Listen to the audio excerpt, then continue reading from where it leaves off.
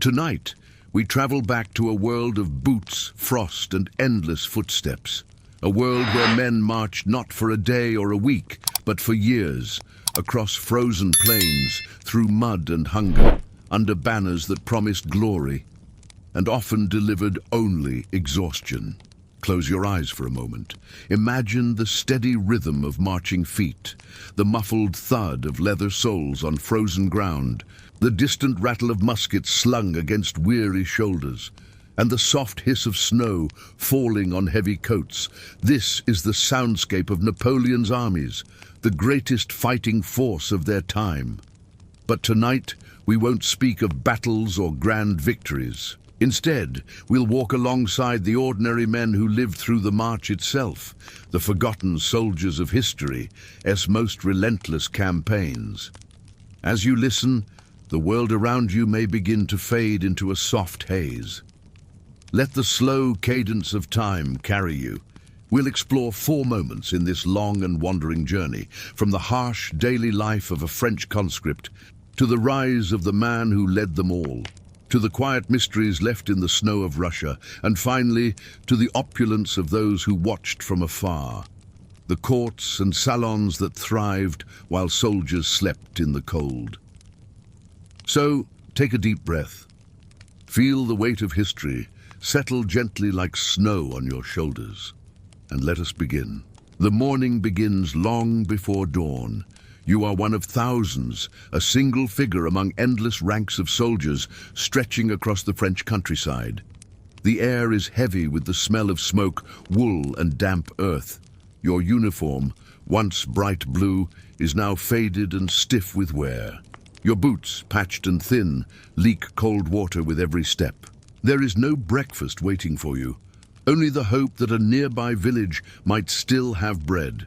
When you move, it's not in haste, it's in rhythm. Step after step, the steady beat of endurance. The drum rolls somewhere ahead, and the line begins to move. You march. The Napoleonic soldier lived on his feet. He marched more than he fought. Days often began before sunrise and ended long after dark. 20 miles, sometimes 30, were covered each day, through rain, through mud, through snow. Each man carried about 60 pounds, musket, cartridge box, bedroll, cooking pot, rations, and a canteen often filled with watered-down wine. Food was scarce, even for the emperor's mighty army. Bread, salted meat, sometimes a handful of beans or cheese if luck permitted.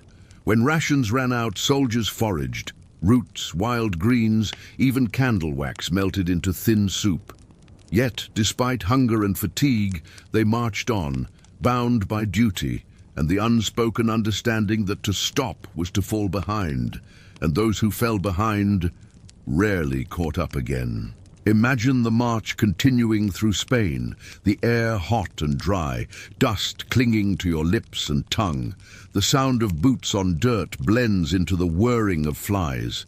Now imagine Germany in autumn, roads slick with rain, horses sinking to their knees in mud. And finally, the most haunting, Russia in winter. Each breath crystallizes before your face. The snow crunches softly beneath your worn soles, and every sound, a cough, a command, a musket strap creaking, is muffled by the endless whiteness. You wrap your greatcoat tighter around your shoulders, but the cold seeps through anyway, quiet and patient. It feels alive, a presence more powerful than any enemy. The soldier's world was small.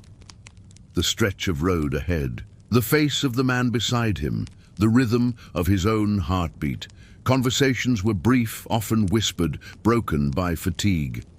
Songs were sung at dusk to keep spirits from falling too low, low, soft melodies of homes left behind. The vineyards of France, the fields of Italy, the shores of the Rhine. At night, when the column halted, fires flickered to life across the camp.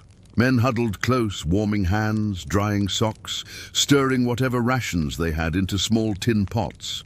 There was laughter sometimes, quiet and thin, but real. A joke shared between soldiers who knew that tomorrow would bring more marching. always more marching. The uniforms too told their own story. Wool coats dyed blue, red facings for infantry, white crossbelts cutting across the chest. A shako hat adorned with a brass plate and plume. Beautiful in parade, but impractical in rain or wind. The musket, a Charleville or Brown Bess, heavy and slow to reload, yet each man carried it like an extension of himself. Maintenance was constant. Oiling the lock, drying the barrel, checking the flint. A musket that misfired could mean death, though the soldier rarely thought in such terms. He thought only of the next step. Sometimes the march passed through villages. Children watched from doorways. Old women offered water or bread when they could. But the war had been long, and kindness was running dry. The further the army went, the more empty the land became. Fields burned, wells poisoned, livestock driven away. Every road was both a lifeline and a graveyard. And yet still they marched, because to stop was to abandon the cause, or worse, to abandon one another. Imagine yourself lying down at night in a muddy field after 30 miles of marching. Your body hums with fatigue. The stars above you are cold and sharp. You can hear men snoring, coughing, shifting beside you. A distant officer's voice murmurs something in French, a command perhaps, or a prayer. The firelight flickers, then fades. Tomorrow you'll wake before dawn again. You'll shoulder your pack, your musket, your hunger, and you'll take another step. Because the march never really ends. It simply fades into the rhythm of your heartbeat, the endless pulse of the empire's ambition. As the march fades into the sound of wind and distance, we turn now to the figure at its center, the man whose will carried millions across Europe. A soldier of destiny, both admired and feared. Next, we explore segment 2. Napoleon, the man behind the march. Imagine now, if you will, a single man among the thousands who marched beneath Napoleon's banners. His name could have been Etienne Rousseau, a name as ordinary as the countless others recorded in dusty regimental ledgers. But tonight, in this quiet retelling, Etienne is the one we will follow, not for his heroics, but for his ordinariness. He was a man of the soil, a farmhand from the rolling fields near Lyon, drawn into the endless march of empire. In the early years, the call to arms felt like destiny. Across France, posters promised glory, steady pay, and the chance to serve the emperor himself, the man who had reshaped the world. For a young man like Etienne, who had known the rhythm of ploughing fields and tending livestock, the army offered something new: movement, purpose, and the hum of belonging. When he first donned his uniform, it smelled faintly of wool and smoke. The blue coat hung awkwardly from his narrow shoulders, and the tall shako hat made him feel taller than he was. The musket was heavier than he had imagined, cold in his hands, but soon it became an extension of his body, something as familiar as a plough handle once was. The days of training blurred together, the barked orders, the endless drills, the polishing of brass buttons until they caught the sun. He learned to march in step, to shoulder arms, to sleep sitting up when space was scarce. The meals were simple: bread, beans, sometimes a scrap of salted pork. But they were shared among comrades, and that made them taste better. When Etienne first crossed the border into foreign lands, he realized the world was larger and stranger than he had ever imagined. The fields of Prussia were wider, the villages quieter, the skies somehow colder.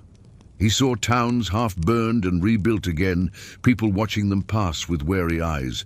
But the rhythm of marching dulled the edges of wonder and fear alike. After a while, every horizon looked the same.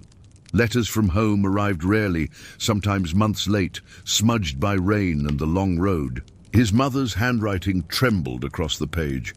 She asked if he was eating well, if he had new shoes, if he still prayed. He answered when he could, dipping his pen in thin ink by the dim light of a campfire, describing the mountains, the rivers, and the strange songs of foreign peasants. He left out the hunger, the cold, and the silence that often followed battle. Because, of course, There were battles. They came like storms, sudden, violent and gone, before one could fully grasp what had happened. Etienne learned to load and fire by reflex, to move when others shouted, to look straight ahead and never too long at what lay behind. The sound of muskets faded into a distant thrum in his memory, like thunder from another world. When the fighting ceased, there were the long marches again, across snow, mud and fields thick with the remains of campaigns. The boots wore thin, and so did the men. They became leaner, quieter, their eyes older, yet they laughed sometimes, told stories, sang songs of home. Around the fire, Etienne would hum an old tune from his village, one his mother used to sing when she kneaded dough. Others joined in, their voices low and tired but still warm. Years passed. He followed the eagles through Europe, to Spain, to Austria, to the endless cold of Russia. By the time the army turned back, Etienne was no longer the boy who had left his village. He was thinner, slower, and had learned the deep silence of endurance. He carried on not because of glory, but because marching had become his way of being, one foot, then the other, always forward. And yet, when he closed his eyes, he could still see the fields of Lyon. He could almost smell the wet earth after rain, hear the lowing of cattle in the distance. That memory, quiet, familiar and unchanged, was what kept him going through the long nights. And you listen now. Imagine Etienne's steps fading into the distance, his silhouette merging with the countless others who shared his fate. Each a name lost to time, each part of the same endless march that history rarely pauses to remember. In the next segment, we'll leave Etienne and his weary comrades behind, to wander instead among the forgotten relics of that age, the rusted buttons, the half-buried swords, the frozen traces of a vanished army, and explore what archaeology reveals about their quiet endurance. Imagine standing on a quiet field at dawn, where frost still clings to the blades of grass. The sun has yet to rise fully, and a thin mist hangs low, shrouding the earth in pale silver light. Beneath this soil, unremarkable, perhaps even ordinary to the casual eye, lie the remnants of what was once the vast machinery of Napoleon's ambition.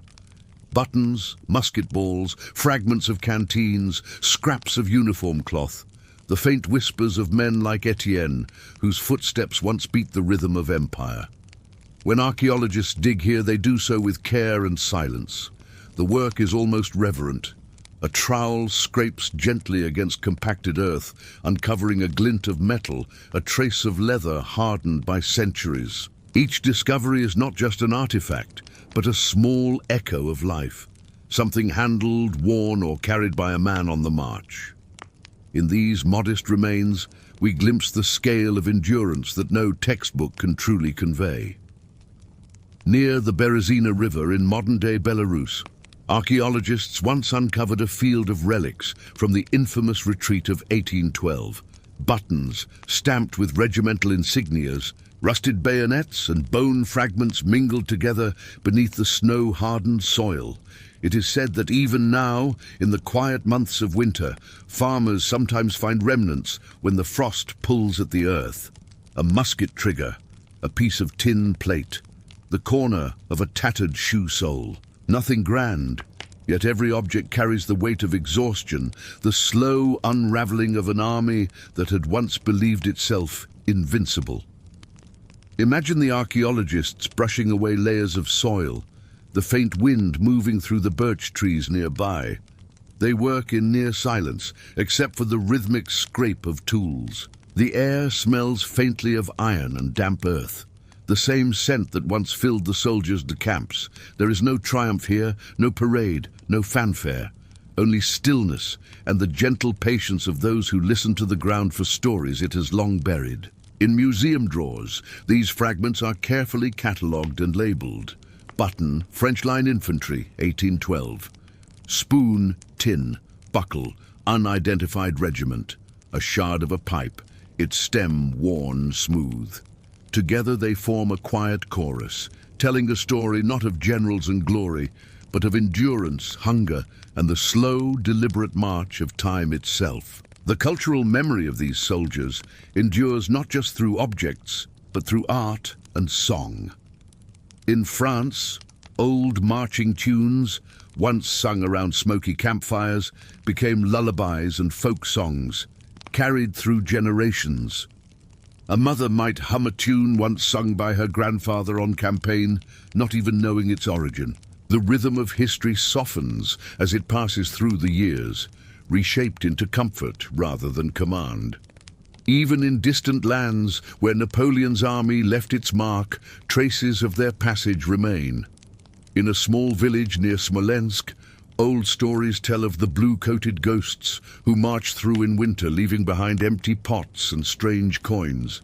These tales, passed down like whispers, are not of conquest or battle, but of weary men trudging through the snow, leaving behind the faint warmth of their fires. As the years passed into centuries, grass covered the roads, trees reclaimed the battlefields, and time wrapped the past in its soft, unyielding silence. Yet underfoot the evidence lingers, a nail from a boot, a clasp from a knapsack, a silver coin flattened by frost. It is as if the earth itself has kept their memories safe, not in monuments or marble, but in the quiet layers of soil. And so, archaeology becomes a form of remembrance, a gentle, methodical act of listening. Each unearthed relic is not just a discovery, but a small resurrection of forgotten humanity. It tells us that beneath the grand narratives of emperors and empires were countless lives that moved in unison, each step echoing into eternity. Take a moment now to breathe deeply. Imagine the sound of a spade sinking softly into the ground, the distant murmur of wind through old trees, the rhythm of footsteps long faded. The past, like the heartbeat of the world, continues, steady, quiet, endless. In the next and final segment, we will lift our gaze from the buried and the forgotten and look instead toward those who never marched, the officers, the elite, and the people who observed the wars from afar. Their lives, filled with luxury and illusion, form the calm contrast to the weary march of men like Etienne. Through them, we glimpse how the echoes of empire reached from the coldest fields to the warmest drawing rooms. Imagine for a moment a world far from the mud and frost of the march, a room lit by soft candlelight, where velvet curtains hang heavy and gold catches the glow of the flame. Outside, the night is cold and clear, but within these walls it is warm. The fire crackles gently, and the faint scent of beeswax and tobacco curls through the air. Here, in the salons and drawing rooms of Paris, life during Napoleon's wars moved at a very different rhythm. The clink of glass against porcelain, the shuffle of silk shoes across polished floors, a quiet murmur of conversation, punctuated by the rustle of newspapers reporting on battles fought hundreds of miles away. The men here wear medals and fine coats. Their hands are smooth and clean. They speak of the glory of the empire, of the brilliance of the campaigns, never having known the ache of sleeping on frozen ground, or the gnaw of hunger that drove soldiers to scrape the last crumbs from their packs. You can imagine the wives and daughters of officers seated together, embroidering by the window. Their fingers move rhythmically like the ticking of a clock. They listen as someone reads aloud from a letter, a husband's or son's, written in a neat but fading hand, the ink smudged by rain or tears. The words are formal and restrained, speaking of honor and duty. But between the lines, there is weariness, the kind of exhaustion that cannot be fully expressed, only implied through quiet pauses. For many among the elite, war was something distant, a matter of maps and reports, of triumphs and defeats plotted in candlelit studies. Napoleon himself, in his gleaming uniform and confident stride, became both symbol and shadow. To the common soldier, he was almost mythic, the figure whose commands shaped their fates. To the nobility, he was a force of both fascination and unease, a man who rose from humble beginnings to command the very world they thought immutable. In the halls of Versailles and the palaces of the empire's ministers, dinner tables gleamed with crystal and silver. Conversation flowed easily about strategy, about fashion, about which general's wife had worn the most dazzling gown at last night's reception. The sound of distant thunder, or perhaps cannon fire, carried faintly from afar, might briefly still the laughter, but only for a heartbeat. Then a toast would follow, and the music would begin again. Yet beneath this polished surface, the war touched even them in ways they could not escape. Servants came and went with news from the front. Names were whispered quietly, those of sons who would not return. Black ribbons appeared discreetly on coat buttons. A pianist might play something soft and slow that caused the room to fall silent, just for a moment, before the chatter resumed. Even Napoleon himself lived in this uneasy balance between splendor and solitude. His tent, though lined with fine cloth, often stood in muddy fields. His meals were simple, but his ambitions vast. When he walked among his soldiers, they saw him as near divine. But when he returned to the grandeur of his palaces, surrounded by marble and mirrors, he found himself alone, trapped within the very power he had built. Imagine the contrast. On one side, a soldier trudges through snow, his breath forming small clouds that vanish into the air. On the other, an officer reclines in his quarters, writing letters under the soft glow of an oil lamp. Both men are bound to the same cause, but their experiences could not be more different. In time, as Napoleon's empire began to crumble, even the salons grew quieter. The laughter faded. The portraits of the emperor, once proudly displayed, were quietly taken down. The carriages of the wealthy rolled through the streets with their curtains drawn, while veterans, worn and limping, begged on the corners for bread. The empire that had once promised glory left behind a kind of stillness that lingered in every household, whether grand or humble. Today, we remember the wars in paintings and statues, in names carved into marble and bronze. But what remains most haunting is not the noise of battle, nor the speeches of emperors, but the silence that followed. In the empty fields, the quiet homes, the cold barracks, and the fading pages of old letters. The rhythm of life resumed, as it always does. Paris once again filled with music and laughter. But somewhere under all that sound, the echo of marching feet remains, slow, steady, eternal. And so, as you rest now, think of those endless footsteps fading into the distance. The soldiers, the officers, the rulers, all moving through the same current of time, their struggles, their ambitions, their weary breaths, now folded into the soft fabric of history. The world they knew has long since vanished, yet its traces remain beneath our feet, in the quiet soil, in forgotten songs, in the rhythm of stories that continue to be told. Breathe slowly, and imagine the hush of a distant field at dusk. The sun setting over the remnants of an empire, the earth cooling under your palms, everything still, everything at rest. Because history, when told softly, is not a story of noise and conquest. It is the long exhale of humanity, the slow, unending march toward tomorrow. Sleep well, traveler of time. The march is over for now.